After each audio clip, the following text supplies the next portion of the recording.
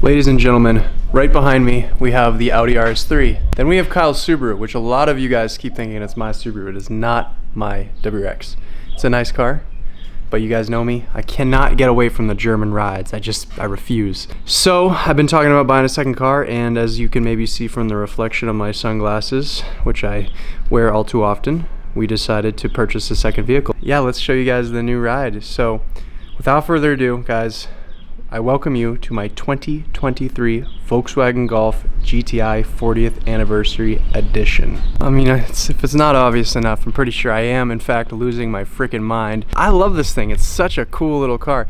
And, you know, there's a lot of reasoning, and I'll try to provide my reasoning, and if you guys are like, wow, that's ridiculous, you are still out of your freaking mind, that's fine. But yeah, guys, I finally bought a second car, 2 years apart from each other, between the RS3 and the GTI, but there was just no way I was gonna not do it. I was putting way too many miles on the RS3. Forget the fact that the car, when I bought it, had 17,000 miles and it was one owner and it was perfect and you know all spick and spam. It had its flaws, but you know, for the most part, it was really clean for 2018. I put 20,000 miles plus on that car, more than 20,000 miles, just doing a lot of just random driving, random commutes, and like long trips and just so many miles, and a lot of it was actually like I had to get to these places, you know, for appointments or to see my family. Everyone's kind of spread out, so I had to get something to keep miles off, unless I, you know, kept the RS3 and by the second year be at almost 50 to 60,000 miles, which is still low, but a lot more than I want. So right now, as the car sits, I'm at 39 and change. The GTI has 10,000 when I bought it, so I put 2,000 miles on it. I drove this thing back from Tampa, Florida, and it was an absolute blast. Very, very easy to drive, long term, you name it. So between the excessive driving in the RS3, the cheapness and kind of the overall low cost of a GTI again, and the fact that you guys, you know, like seeing this type of stuff, this is kind of a, you could say, a money maker. I'm introducing a new way to bring in income. I did choose to finance this car. I'm not paying outright. I'm not gonna own out the car and have two cars that I guess it makes the most sense that way, and you know, you can get a low APR, but I just didn't want to do it that way. It just didn't make any sense to me to just throw all my money at this car and have two cars it's just a lot of cash into cars. So we ended up financing this, and I got a pretty good deal. I'll share the numbers. I mean, as a one owner, I'll have the whole Carfax, 10,000 mile at the time. Mk8 GTI 40th edition in Urano gray DSG. These things are not easy to find at all. I was looking for basically 3 or 4 months until I came across this one. So I would say, I think all said and done, out the door price was $29,900. So these cars knew I'd be right around 34, 35. So I'm saving a little bit of dough, and I got a sweet ride for it. All right, so I did luck out on this one. It is in really good shape. There's no dramatic issues, no dents, actually not a single dent on this thing, at least that I've been able to find, so I'm very fortunate about that. You know, the RS3 actually had some flaws. You know, I pointed them out in my reveal video and such as that, but I could tell this car owner probably didn't drive it as much. It's 23, I bought it in 2025, so it was seeing right around 5,000 miles per year, but has some mods done to it, and in fact, thing's kind of a spaz. I think it's tuned. I'm almost dead certain this thing has a tune. Let's I'll show you guys under the hood. No exhaust. I'm not gonna make this thing really, I don't think I'm gonna change the exhaust at all, but this to me is absolutely nuts that they don't have a strut. It just blows me away. So anyway, talk about under the hood.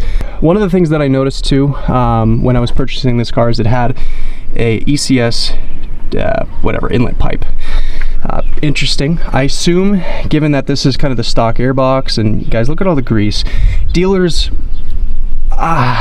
stop with all the grease. Shiny, sure, it sells, but to most enthusiasts, it's absolutely disgusting. So I have to give it a whole wipe down. But if you guys can see back there from the clamp that keeps popping off, which I'm gonna have to just replace this whole thing.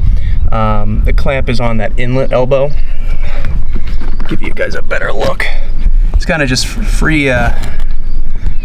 right under the PCV. So yeah, I believe that's the PCV. I can't really tell. Everything's kind of all tight. But yeah, so it has a Unitronic inlet elbow.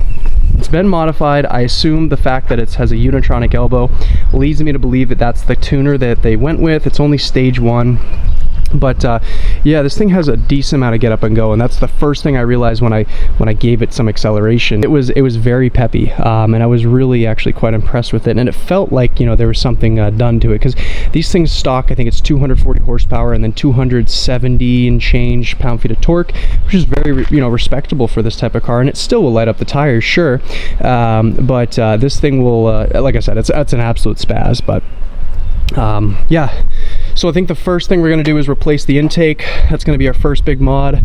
I want to drop it, do lowering springs. I'd probably swap out the brakes with ECS brakes. I love their brakes. And then, you know, just some cosmetic stuff. And I think I'll be pretty happy, at least for this summer. And we actually still have some things for the RS3 too, and I'll discuss those towards the end. But anyway, so walking around, kind of some things to point out if you have a 40th. You have these beautiful Scottsdale wheels. They have a really nice red pinstripe that goes around. They're 19-inch, and they support a 235 wide tire. It is a squared setup, so they're not staggered. They're not reverse staggered. So it's 235, 35, 19s. And for 19-inch wheels, the RS3 actually rides worse than this. And this actually comes with, and one of the reasons why I went with a 40th to begin with, was the fact that this trim comes standard with dynamic chassis control, which is so cool. Another thing you get too, or you don't get, is a sunroof, but you get a gloss black roof. And I'm not sure if this is a paint or it's a wrap. Most companies are known to pretty much just wrap them, but they very well could be a paint. I'm led to believe it might not be, just because, you know, although it could be. I mean, it's just tough because this is Urano gray and that's black, but it's tough, in, you know, when you're manufacturing these things, to kind of split colors, especially for kind of a low-cost platform being a Golf. But when these came out, I actually liked them. I had no issue. I didn't really like the Golf Rs as much, and a lot of it was kind of in the front.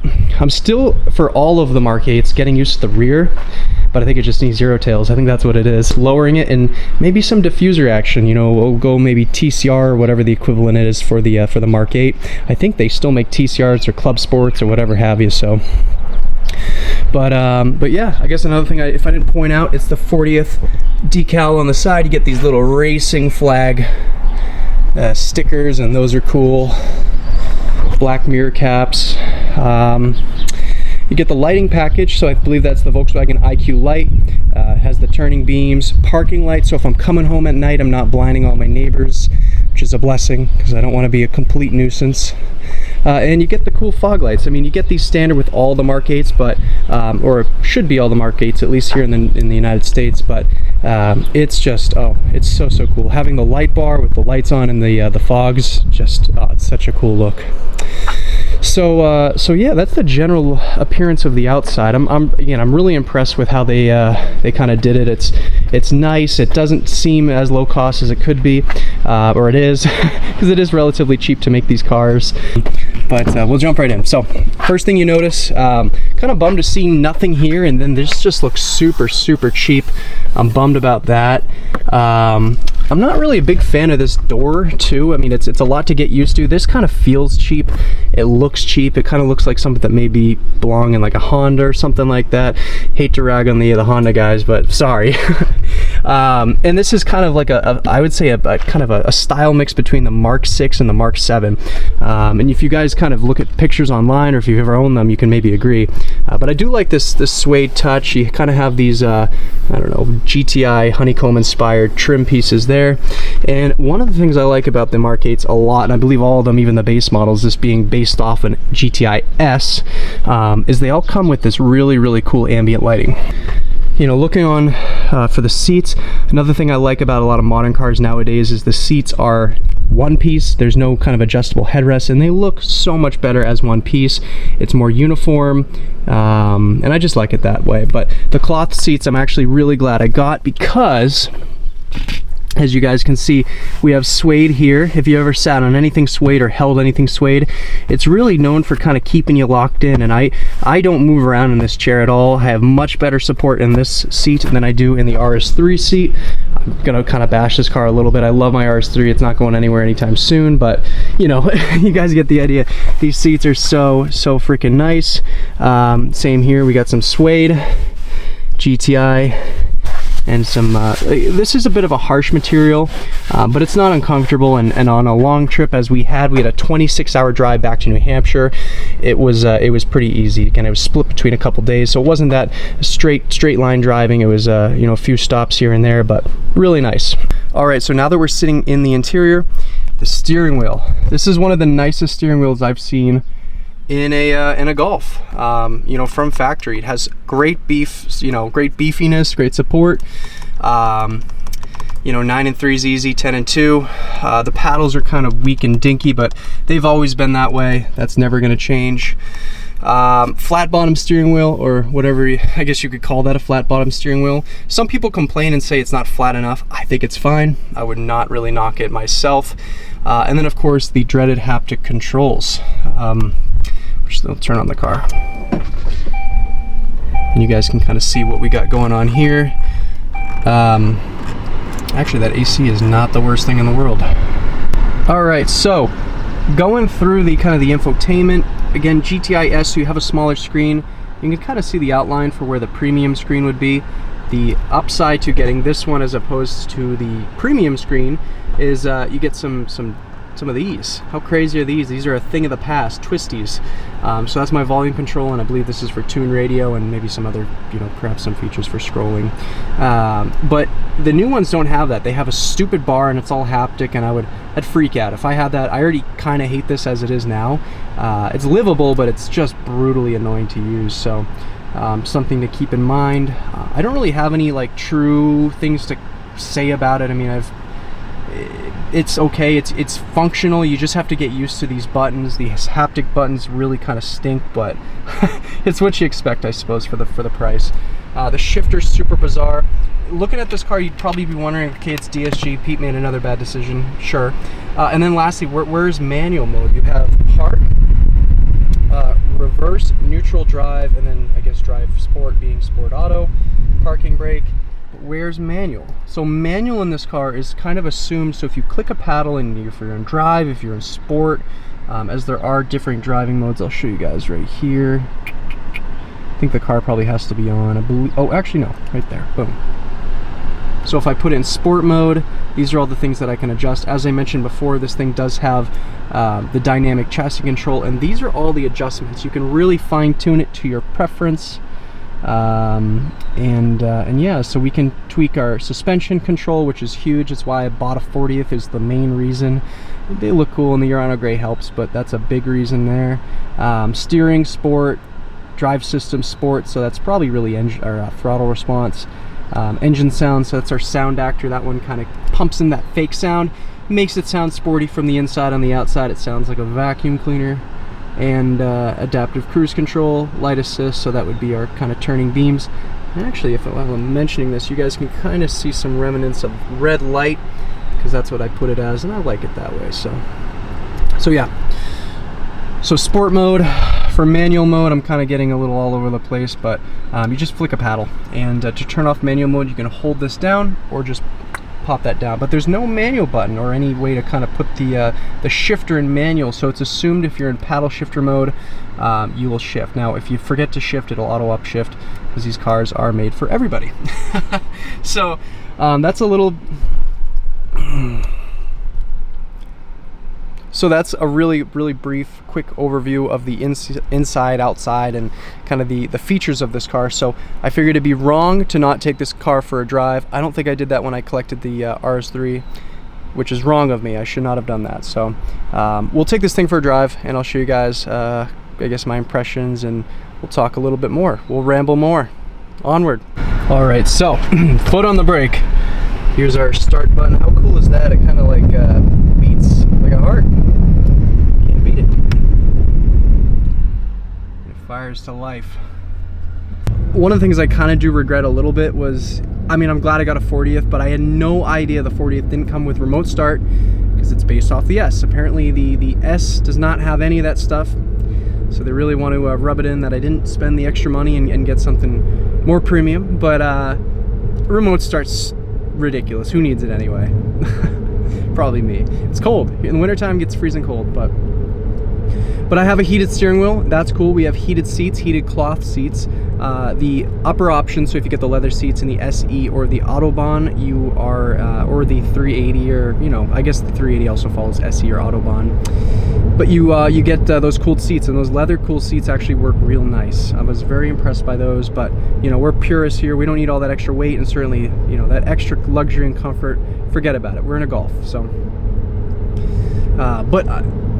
Coming from my 2015, it's really, really surreal being in something like this, just from the fact that it's a more modern take on the GTI. It feels, performance-wise, it's superior in every possible way. Braking, and I had a GTI SE, but it didn't have the performance package, so finally I have that VAQ differential, and it is so good. It is so freaking, it's exactly what I expected.